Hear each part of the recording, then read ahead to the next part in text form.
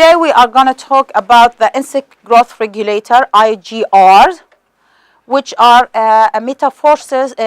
metamorphosis of insect can be focused on action of pesticide in several ways. One classical insect growth regulator include the chitin synthesis inhibitors. هلا في عنا احد الطرق اللي احنا بنقدر نستخدمها لمكافحه الحشرات اللي هي استخدام منظمات النمو. منظمات النمو لها اكثر من طريقه للتاثير. احد الطرق اللي هي بتعمل الكايتين سينثيسيس انهبيشن اللي هي بتمنع تكوين الكايتين اللي هي الغشاء الخارجي اللي بيحيط الحشره اللي هو عباره عن الاكسترنال كيوتيكل او الاكسترنال تيشيو اللي هو الجلد الجهه الخارجي. الانسكت جروث ريجوليتر بتمنع تكوينه، فالحشرات لما بتعمل عمليه الانسلاخ ما بتكون جلد جديد اللي يعمل لها عمليه حمايه من العوامل الخارجيه. The pesticide diflubenzuron أخذتوه بالامتحان الفيرست وكتبتوا عنه اللي اسمه التجاري ديميلين is one of such chitin synthesis inhibitor affecting in a manner which cuticle is formed.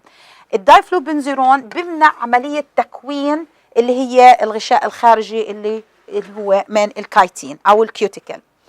When ecdysis is initiated after exposure of diflubenzuron, the inner cuticles pulls away from the exocuticle. هلا عمليه الاكدايسز اللي هي عمليه الانسلاخ. هلا الحشرات مجرد ما بدها بتكبر وبصير الجلد اللي عليها ضيق بتبدا بعمليه انسلاخ. عمليه الانسلاخ هذه بتبدا عمليه اللي هي تعريض الجسم اللي هي الاكزوكيوتيكل اللي هو الغشاء الداخلي بيبدا يتعرض للعوامل الجويه الجديده، فبيبدا بعمليه اللي هي التصلب يتحول من سوفت الى هارد. هلا هاي العمليه التصلب بتمنعها الدايفلوبنزيرون، فبضلوا الغشاء الخارجي اللي هو الاكزوكيوتيكل بضلوا طري، بضلوا غير متصلب، فبالتالي الحشره بتكون كانها بلا جلد، فبالتالي بياثر على قدرتها على انها تتحمل العوامل الجويه. Unfortunately, diflubenzuron has a fairly broad spectrum activity. أحد مساوئ الدايفلوبنزيرون إنه broad spectrum، يعني بيأثر على كل الحشرات، مش بس الحشرات الضارة ولكن الحشرات النافعة في نفس الوقت. Whereas the material is used for gypsy moth control program in forests in eastern North America, it should be applied near stream and rivers so that it will not reach larger bodies of water, their susceptible crustacean population. هلا وجدوا انه هذه بتاثر على كل الكائنات اللي إلها كيوتيكل، منها الكراستيشيا اللي هي الكائنات البحريه القشريه مثل الروبيان، مثل السرطعون، مثل الكائنات المائيه. وجدوا انه هدول لما بدهم يستخدموها لمكافحه اللي هي الجيبسي موث اللي هي العث الغجريه في الغابات، وجدوا انه لازم هدول يرشوها على مناطق بعيده عن الووتر ستريم، بعيده عن المسطحات المائيه عشان ما تنزلش للمي وتاثر على الحياه المائيه. هلا النوع الثاني اللي عندنا اللي هي تبيوفيوزويد اللي هو برضه نوع اخر من منظمات النمو. It is more selective ecdysons against mimicking 20 hydroxy ecdysons is the insect hormone that include molting. هلا هذا التبيوفيوزويد عباره عن ماده بتشبه أو بتشابه تماثل اللي هي الميميك اللي بتقلد تأثير التو هيدروكسي إكدايسنز اللي هو عبارة عن اللي هو هرمون مسؤول عن عملية الانسلاخ. هلا هذا بيأثر على عملية الانسلاخ نفسها، فبمنع عملية اللي هي الانسلاخ. فالحشرة لما بتكبر لمرحلة مراحل كبيرة بتضلوا هذا الهرمون يقولها لا لساتك انت جوفينايل، انت ما وصلت مرحلة الماتشوريتي عشان تنسلخي، فبتضلها من غير ما يتم عملية الانسلاخ لإلها. هلا المبيد الثالث اللي هو الانسكت جروث ريجوليتر الهالوفينزويد اللي برضه والميثوكسيفينزويد برضه نفس الشيء بيأثروا على الاكدايسنز اجونستيت اللي هي برضه بيأثر على عملية الانسلاخ وبمنع الحشرة انها تنسلخ من طور الى اخر. هلا ميثوكسيفينزويد برضه reported to be effective against Japanese beetle لانه بيأثر على اللي هو الهرمون اللي بيساعد على عملية الانسلاخ. النوع الثاني من المكافحه اللي هي استخدام الفيرمونز از انسكتسايد. هلا احد الطرق اللي احنا بنستخدمها ككيميكالز استخدام الفيرمونات. حكينا انه في السابق انه الحشرات لما بتعمل كوميونيكيشن مع بعض بتعمل كوميونيكيشن عن طريق ارسال مواد كيميائيه اسمها الفيرمونز للخارج. لما بتنتج مواد كيميائيه للداخل بنسميها هرمونز، لما بتنتجها للبرا بتكون يا اما فيرمونز او كايرمونز اللي هي تتخاطب فيها مع الأجناس أو مع أبناء جنسها. هلا mating disruption in a pest management tactic that are used pheromone as insecticide in a broad sense اللي هي material that kill pests or migrant that mitigate their injury. هلا الطريقة اللي احنا بنستخدم فيها الفرمون اللي هي عن طريق الميتنج disruption. احنا الحشرات دور حياتها لازم في مرحلة من حياتها تعمل ميتنج، التزاوج، على أساس إنها تنتج أفراد مخصبة عشان تكمل دورة حياتها. هلأ في بعض الحشرات بتتكاثر لا جنسيا بارثينوجينيسيس مثل المن، هذول بحطوا والحلم بحطوا أفراد عن طريق التوالد، ولكن في مرحلة من حياتهم في نهاية الدورة لازم يكونوا حاطين بيوض مخصبة. عشان يصير البيوض المخصبة تنوضع لازم يصير في ميتنج. هلا هدول الفيرمونز بتعمل عمليه خلل، بتحدث خلل في عمليه الميتنج، فبالتالي ما بصير تزاوج، فبالتالي ما بتنحط بيوض مخصبه، فبالتالي ما بصير في عندنا اجيال لاحقه. Pheromone dispensers are placed in the field in orchards at relative high density من 100 ل 400 أو 250 ل 1000 بير هكتار أو للأيكر. This high density of pheromone dispensers release a pheromone that high rate disrupt the ability of male moth to orient and calling females. هلا استخدام هدول الفيرمونز عادة بتكون عبارة عن dispensers اللي هي بواعث، بتكون عبارة عن قطعة بهذا الشكل بيطلق منها اللي هو الفيرمونات.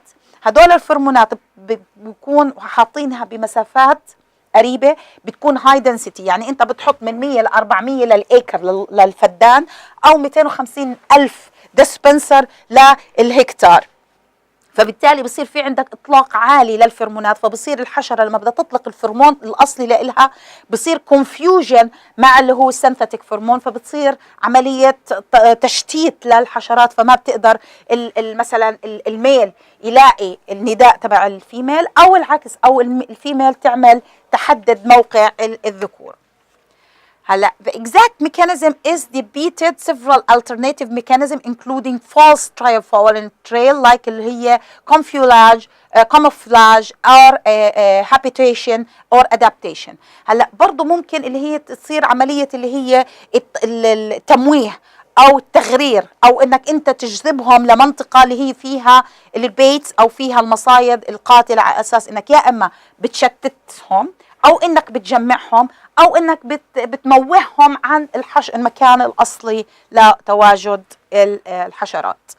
There is an evidence of various mechanisms in different systems. It's likely that most have more role for some conditions.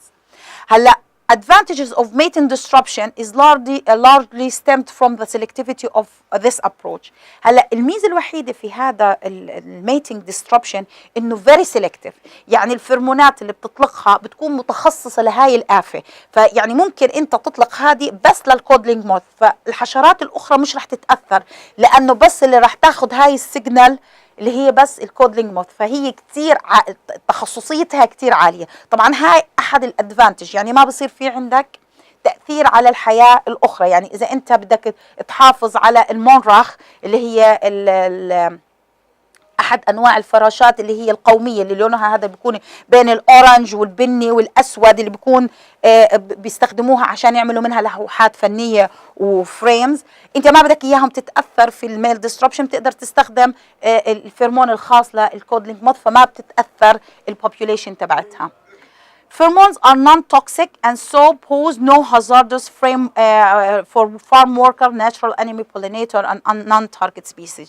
بما انهم هدول very specific، برضه بنفس الوقت هدول عباره عن فيرمونز، هدول الفيرمونز مش توكسيك، مش سامين، يعني صح احنا بنستخدمهم للكيلينج ولكن انت بتجذبها بس انت عشان عمليه الجذب، بس هي مش ماده قاتله لانه مش مواد بتتاكل او هي شيء، عباره عن كيميكال تنبعث في الجو، فهي غير ضاره لا للمزارعين ولا للأعداء الحيوية ولا للملقحات والنحل والبامبل بيز ولا لأي non-target species. Consequentially, there will be less introduction secondary pest outbreak or pest recharge. هلا بما انك انت هاي الحشرات انت عم بتحاول انك انت تقلل من قدرتها على التكاثر ووضع بيوت مخصبة، فبالتالي ما راح يصير في عندك outbreak هذا نتيجة انه صار في عندهم ريزيستنت او صار في عندهم مقاومة او قتلت اعدائهم الحيوية، فبالتالي اللي هي انفجار نتيجة اختفاء الاعداء الحيوية او حدوث مقاومة او ريزيستنت للمبيد زي ما بيصير في المبيدات مش راح يصير في استخدام الفيرمونز. اوكي، هلا النوع الثاني لاستخدام الاعداء الحيويه، احنا هذا الحكي حكيناه بس هلا بنيجي بتفاصيل شويه اكثر، حكينا عن الفيرمونز وحطينا عن السكس فيرمونز وحطينا، هلا بدنا ناخذ تفاصيل اكثر. هلا البكتيريا طبعا اخذنا انه هي عباره عن احد الكائنات اللي احنا بنستخدمها كاعداء حيويه وموجوده في الطبيعه، تم استخلاصها من البيئه وتم اكثارها بطريقه كوميرشال، وتم استخدامها والتداول فيها. Perhaps the most widely used entomopathogens is the bacterium Bacillus thuringiensis. هلا أحد المبيدات اللي هي أو الأعداء الحيوية البكتيرية الناتشرالز اللي هي الطبيعية اللي هي Bacillus thuringiensis. هلا the bacterium was discovered بال 1922، تم استخدامه أو اكتشافه بال 1902، موجود بالبومبكس موري and later characterized from Festiacunella. طبعا البومبكس موري اللي عباره عن نوع من انواع النحل، وجدوا انه في النحل عم بموت، وجدوا انه في عندهم مواد لما فحصوها وعزلوها طلعت هاي البكتيريا وبلشوا يربوها على اللي هي عفة الدقيق او الطحين اللي هي Festiacunella. The first use of Bacillus thuringiensis as insecticide was in 1938. هلا تم استخدامه كمبيد ضد الحشرات بال 38. The infected insect may take several days to die, but the gut paralysis occur quickly and no further damage. هلا احنا بنشوف الحشرة فعليا ماتت بعد كم من يوم من الإصابة، ولكن مجرد ما تدخل البكتيريا الجسم الحشرة تتوقف عن الأكل، فأنت فعليا بيكون تأثيرك أو قتلها للحشرة مباشر، ولكن الحشرة بتضلها عايشة بس ما بتاكل، فبالتالي ما بتستهلك مواد وما بتحدث لك دمج، ولكن انت بتشوفها ماتت بعد كم من يوم ولكن التأثير بيكون فوري. Bacteria do not reproduce outside the host and residual life is in the plant surface is short. هلا احد disadvantages من هدول بما انها بكتيريا يعني كائن متطفل بيقدرش يعيش لحاله خارج الهوست تبعه، فبالتالي خارج العائل ما بيقدر يعيش، فلازم يكون داخل عائل يعيش فيه. حتى وجوده على سطح النبات بكون قليل، يعني فترة وجوده قليلة، فبالتالي لازم يكون داخل living organism أو داخل كائن حي موجود. هلا commercial formulated do not contain viable bacteria. هلا التشكيلات أو المواد اللي هي من البكتيريا البي تي المصنعة ما في منها فايبل، ما بتكون حيوية، يعني ما بتكون اكتف، لازم تكون بالدورمنت لحد ما تدخل كائن حي وبتبدأ عملية الاكتيفيتي او الاكتيفيشن لإلها. هلا كيف البكتيريا نفسها ما بتقتل، ولكن البكتيريا بتفرز مواد سامة اللي هي the most common toxin اللي هو الفا اندوتوكسين. هلا هذا اللي هو عبارة عن مادة سامة تفرزها البكتيريا داخل الكائن الحي اللي بتتطفل عليه، وهي اللي بتسبب القتل. produced from the crystal proteins in the bacterium.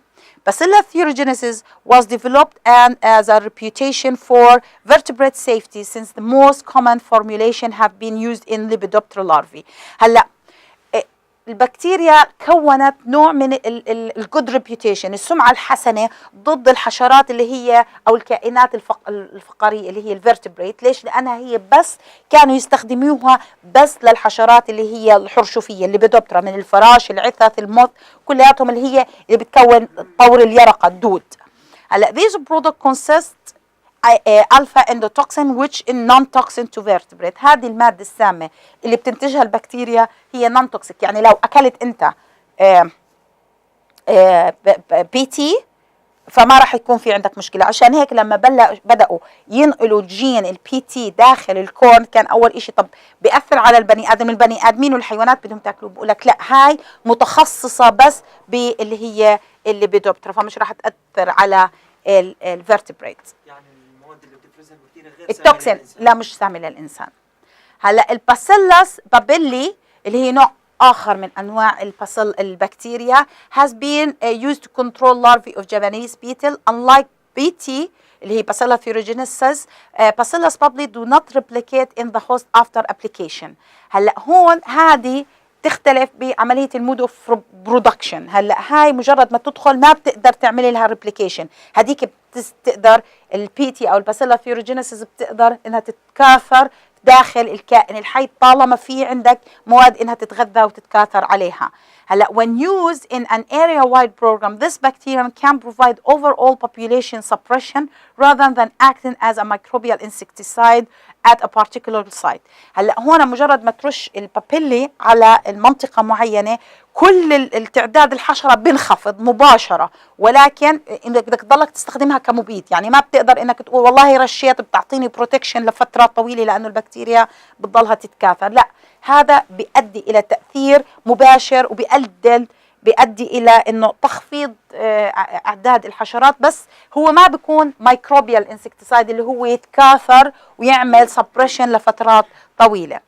A new formulation of papillae are under development to provide greater virulence. هلا عم بيحاولوا يطوروا فيه عشان يزيدوا من كفاءته، انك انا ما بدي اضلني ارش المبيدات بشكل مستمر عشان استخدمها كمبيد، انا بدي اياها تصير مايكروبيال معناته انه انا عندها خاصيه الاندوفايت انا برش المبيد داخل النباتات او الحشرات بتكون عباره عن مصدر لا انتقال العدوى او مصدر مبيد، بضلوا اي حشره بتتغذى او بتلامسه او بتيجي بنتشر المبيد، مش راح اضلني استخدمه مره اضلني ارش مره ومره. حتى وجود الميكروبس، يعني مثل هلا الفيروس نفترض هلا هون احنا واحد دخل مفلوز، بنتوقع انه خلال 10 ايام كل الشعبه او اغلب الشعبه راح يصير في عندها، ليش؟ لانه الفيروس بينتقل، البكتيريا بتنتقل، العدوى عم تنتقل. هلا النوع الثاني من الباثوجينز او entomopathogens اللي هي الفنجاي. The interaction between fungal pathogens and the insect host were recently reviewed، اللي هي علاقة الممرضات الحشرية مع الحشرات بدأت حاليا انهم يدرسوها ويركزوا عليها بشكل اكبر. Most control efforts have been used to induct augmentation mycons insecticide, although permanent establishment have been conservation natural population has also been effective. هلا كانوا يحاولوا انهم يعملوا mass production، انهم ينتجوا اعداء حيويه بكميات كبيره عشان انهم يقدروا يستخدموها كميكروبيال انسكتيسايد. احد هدول الامثله اللي هي بوفاريا سبيسيز اللي هي عباره عن ديتيرومايسيتس fungi that have been used in particular application of IBM، اللي هي احد الانتوموباثوجين فانجاي اللي هي فعاله وعم بيحاولوا انهم ينتجوها بكميات او بيوسعوا استخدامها لمكافحه ببرامج المكافحه المتكامله. هلا كيف بتشتغل هاي؟ spores penetrate the insect cuticle by enzymatic action acquiring free water. هلا اللي اخذ امراض واللي بتذكر الامراض، هلا الفطريات عشان تقدر تدخل الكيوتيكل تبع النباتات او الحشرات بدها ووتر فيلم. هلا هدول الحشرات الممرضات السبورز اللي هي عباره عن الابواق اللي بتكون متطايره في الجو، لازم لما عشان تقدر تلزق في العائل لازم يكون في عندنا ووتر فيلم. مجرد ما كان في ووتر فيلم بتلزق حالها على الهوست وبتبدا بعمليه اللي هي برودكشن للهوستوريوم وعمليه الانفيجن وعمليه المالتيبليكيشن وعمليه اللي هي القتل. Death of insect take 3 to 5 days after which fresh spores are produced on the cadavers. هلا مجرد ما تدخل، طبعا القتل ما بيكون مباشر، يعني بدك من 3 إلى 5 أيام عبين ما تقدر السبورات تكون الهستوريوم، تعمل عملية اختراق لجلد الحشرة وتنتشر فيها وتبدأ تعمل عملية التكاثر وتحدث القتل. هلا مجرد ما تصير وتقتل الحشرة بتبلش تعمل جروث للخارج، بتبدا تنمو منها السبورات او الابواق للخارج عشان تخرج من الكاديفر اللي هي الجثه الجثة اللي هي الحشرة اللي هي ماتت نتيجة وجود الانتوموباثوجينز. هلا the fungus Beauveria bassiana was isolated from European corn borer. The pathogen have been used successfully in granular formulation on European corn borer and in wettable powder formulation of diamondback moth. طبعا Beauveria bassiana اللي هو احد السبيسيز اللي هو قدروا ينتجوه بشكل كوميرشال، يعني بشكل تسويقي، وله اكثر من فورميليشن، يا اما واتبل باودر او اللي هو الجرانيولار فورميليشن، يا على شكل حبيبات او بودره قابله للبلل، وبيستخدموه للحشرات اللي هي اللي بدوبترا منتل الكورن بورر اللي هي حفار كوز الذره، او اللي هي عثه الظهر الماسي، وفعاله ولها efficiency عاليه. Beauveria bassiana was more effective against diamondback moth and two other fungal pathogens اللي هو الميتريزيوم انيسيبولا and bacillomyces fumarosis. هلا هنا وجدت انه الدراسات انه Beauveria bassiana كفاءتها في مكافحه عث الظهر الماسي اعلى من اللي هو الاذر سبيسيز. لما باجي بسالكم شو الاعداء الحيويه الفطريه اللي انتم مباثوجينز انتوموباثوجينيك فنجاي اللي حكينا عنها، باسيلس Beauveria bassiana والميتريزيوم انوسوبيلا والباسيلومايسيس فيوموروسيس. هدول اللي هم الاصناف اللي هو او الانواع السبيسيز اللي بنستخدمها للمكافحه الحيويه از انتوموباثوجين فنجاي. هلا related fungus اللي هو Beauveria burgonti was also used against اللي هو crowshafer اللي هي الميكيفر اللي هي مولولانتا in Europe and for a white crop of sugar cane. طبعا برضو في سبيسيز ثاني مش بس الباسيانا، في عندنا بروباجانتي اللي هي برضو استخدموها ل نوع من انواع الحفارات او البيتلز اللي موجوده في الشوجر كين في اوروبا اللي هي مولولانتا. برضو the fungus was originally collected from the scrap of Haploscus marigalis اللي بمدغشقر، والفنجس اللي هي Ampliomyces quialaces is also hyperparasite of the powdery mildew للإرسفي species. طبعا هنا في عندنا الفطريات مش بس للحشرات، في عندنا فطريات بتتغذى على فطريات، واحد الامثله منها اللي هي Amplicis اكوياليس، برضه هذا نوع من انواع الفطريات اللي بتتغذى على فطريات خاصه الباودري ميلديو اللي هو اريسيفي سبيسيز اللي بيصيب النباتات. فبالتالي في عندنا الانتوموباثوجينيك فنجاي مش بس حشرات ولكن ايضا من اللي بتتغذى على. While this fungus may be used against the several mildew species in the genus spray amon, it's not compatible with fungicide. احد الانتيكس او الشغلات اللي احنا بدنا ندير بالنا عليها لما نستخدم الاعداء الحيويه انه هذا باسيلا ثيوريجين Beauveria bassiana مش يعني قابل للخلط مع مبيدات فطريه، يعني ما بتقدر تستخدمه مع مبيد فطري ثاني. عمليه الميكستشن ممكن تاثر على فعاليه اللي هي البوفاريا. The need of application of fungicide will higher the adoption of entomopathogenic fungi.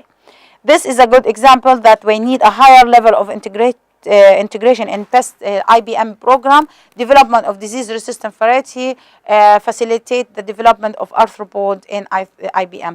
هلا هون بما انك انت بدك تستخدم مبيد فطري، عاده المزارع شو بيجي بيحكي لك بدي اروش، بكون في عنده مشكله بالفطريات الامراض النباتيه والحشريه، بخلط المبيدات عشان تكاليف الرش تقل عليه، بخلط مبيد فطري مع مبيد حشري وبرشها مره واحده. المبيد الفطري بياثر على الفطريات والمبيد الحشري بياثر على الحشرات.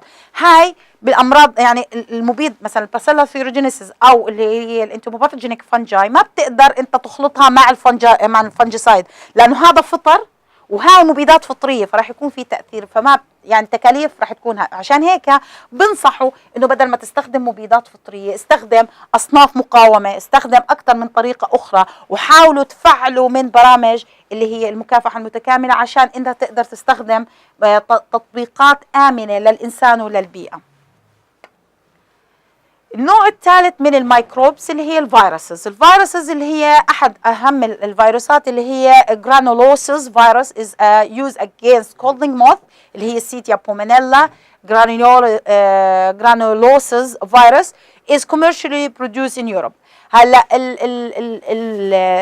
الجرانيولوسيس فيروس عباره، بتعرف الفيروس عباره عن 1 single standard DNA له كوت بروتين، عباره عن فيروس بسيط مش معقد. هذا وجدوا انه هذا جدا فعال على اللي هي الكودلينج موث اللي هي عفة ثمار التفاح، وبيستخدموه بشكل واسع في اوروبا لانهم بيزرعوا مساحات واسعه من التفاح. احد الاصناف او الفيروسات الاخرى اللي هي الباكولو فيروس also obtained from codling moth من مكسيكو، برضه حصلوا او اعملوا له عزل او isolation من الكودلينج موث في المكسيك. The virus obtained from a living codling moth larvae and concentrated by centrifugation. There is also a granulosis virus for summer fruit Tortrix, Adoxyphus orana, granulosis virus and Switzerland where it have been registered بال 1995. طبعا هدول بقول لك انه افضل طريقه انت عشان تحصل على فيروس، طبعا هي انت بتلاقيها بيلاقوها بلارفي لاحد الحشرات بتكون مصابه، بيكون بس وكيف طريقه العزل؟ بياخذوا الكودلينج موث المصابه بحطوها بديستلد وورت وبيعملوها سنترفيوجينج، بيطلع الليكويد فيه عباره عن الفيروس، والفيروس هذا السورس اوف انفكشن بيبدوا يستخدموه لمكافحه الحشرات الاخرى. برضه نفس الشيء وجدوا انه في صنف ثاني من الفيروس اللي هو ادوكسيفاس اورانا جرانولوسيس فيروس. طبعا هدول لما بده يعملوهم بالفيروسز لما بده يصير ينحكى عنه بقول AOGV بصير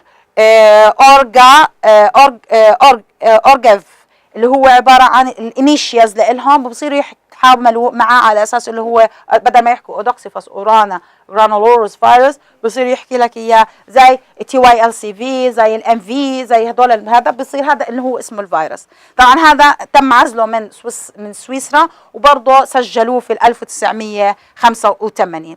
These viruses have no toxicity or irritability to mammals. هدول الفيروسات متخصصه في الحشرات، لانه البروتين اللي بتتغذى عليه او بتتكاثر عليه عباره عن بروتين مختلف موجود بس بالحشرات، فبالتالي نون توكسيك لا او irritable، يعني ما بتسبب حساسيه او تهيج للثدييات. Baculovirus consists of an important natural mortality factor which have in many insect population especially Homo metabolous insect. طبعا تاثيرها بيكون واضح على كل الحشرات اللي موجوده، بالاخص الحشرات اللي هي التطور فيها كامل، يعني مثل مين؟ اللي هي الليبيدوبترا، الهايمينوبترا، الديبترا، اللي هي تطورها بيكون كامل، يعني بتحط بيوض، بيطلع من البيوض لارفي، اللارفي بتصير بيوبا، البيوبا بتصير الحشرة الكاملة. The length of time required to affect mortality days to weeks have been limiting factor for using it in IBM. تأثيرها جدا بطيء، فبالتالي عشان يطلع تأثير واضح لاستخدام هدول الفيروسز بدك تستنى من أسبوع من أيام لأسابيع. فبالتالي المزارع بقول لك طب أنا عندي هلا قط وورمز وعم تتغذى عليها وبتاخذ وقت عشان تأثر عليها. يعني البكتيريا الPT بتكون صح، بتكون الحشرة لساتها عايشة بس ما بتاكل، لأنه بدمر الجهاز الهضمي لإلها فما بتاكل. الفيروسات لا، الحشرات بتضلها بتاكل وبتتكاثر ولا إشي، ما بيأثر عليها، ولكن مجرد ما بعد أسبوع بتقطر وبتبلش تعمل عملية الانتشار. However, modern recombinant DNA technology have been used. These organisms are early field tested on alpha looper to control with the NBV that express an insect-specific neurotoxin from the scorpions. طبعا حاليا هذه ما عادت كثير مشكلة، لأنه باستخدام الجينيتيك تكنيكس قدروا انه يعملوا recombinant DNA technology، انه يحاولوا انه يخلوا تأثير هذه الفيروسات سريع، فبالتالي صار التأثير لها أسرع. طبعا باستخدام عملوا تجربة على استخدام الNBV أحد أنواع الفيروسز اللي بيستخدموها against ضد اللي هي الألفا لوبر. The study reported hesitated mortality and reduced crop damage. طبعا وجدوا انه في هاي الدراسه مجرد ما استخدموا هدول اللي بنسميها modified او modern recombinant DNA او modified DNA، وجدوا انه تاثيرها على الموت او القتل للالفا لوبر صار اعلى، وصار اللي هي الدمج او الضرر اللي بيحدث المحصول نتيجه تغذيه الحشره عم بقل. هلا اخر نوع من انواع الباثوجين اللي بنستخدمها اللي هي النيماتود. هلا في عندنا اصناف كثير النيماتود اللي هي عباره عن الديدان الثعبانيه. Various nematodes have been used as entomopathogens especially in the family Steinernema and Heterohabdidae. هدول انه العائلتين هم اكثر عائلتين موجود فيها اعداء حيويه من الديدان الثعبانيه وبنقدر نستخدمها لمكافحه الحشرات. Some entomopathogenic nematodes have been used against a variety of pests خاصه اللي هي شتاينرنيما كاربوكابسا but with variable results. طبعا النتائج ما كانتش ثابته مش واضحه. في ناس يستخدموا مثلا السبيسيز اللي هو شتاينرنيما كاربوكابسا على حشرات يلاقوا نتائج مذهله للمكافحه وناس تقول لك لا ما له تاثير ما عم بخفض. فبالتالي النتائج مش واضحه. مثلا الباثوجينز والفيروسز البكتيريا نتائجها solid واضحه لعمليه المكافحه ظاهره وبينه. بس بالنيماتود متغيره متبادله يعني مش ثابته. Some are highly host specific مثل اللي هي شتاينرنيما كابستس سيري and smart attacking mole cricket. طبعا كل كائن حي موجود في الدنيا في له عدو حي متخصص فيه. هلا وجدوا انه في عنا احد النيماتود اللي كتير متخصص وما بيكافح غير المول كريكت. المول كريكت تعرفوه هذا صرصور الحقل اللي لونه اسود اللي بتسمع صوته مرات بالليل او بالنهار بضله يعمل يزعق. وجدوا انه في عندنا نوع من انواع النيماتود اللي هي شتاينرنيما كابستريسي هدول جدا متخصصه فيه يعني ما بتكافح الا هو ما بتيجي غير على اللارفي تبعته ما بتروح على اي حشره اخرى. Wider host strains sometimes reported that being naturally founded based on laboratory trial and high inoculation rate in petri dish. طبعا احنا كيف بنحدد انه هذا النيماتود فعال او مش فعال؟ بالمختبر بنحط ببتري. طبعا النيماتود ديدان ثعبانيه الديدان بدها وسط مائي فبنحطها في البتري ديشز فيه مي وبنحط لها حشرات. فبالمختبر في كتير الهوست رينج لها كبيره ولكن في الحقل بنلاقي انه في عندنا ليميتيشن مختلفه.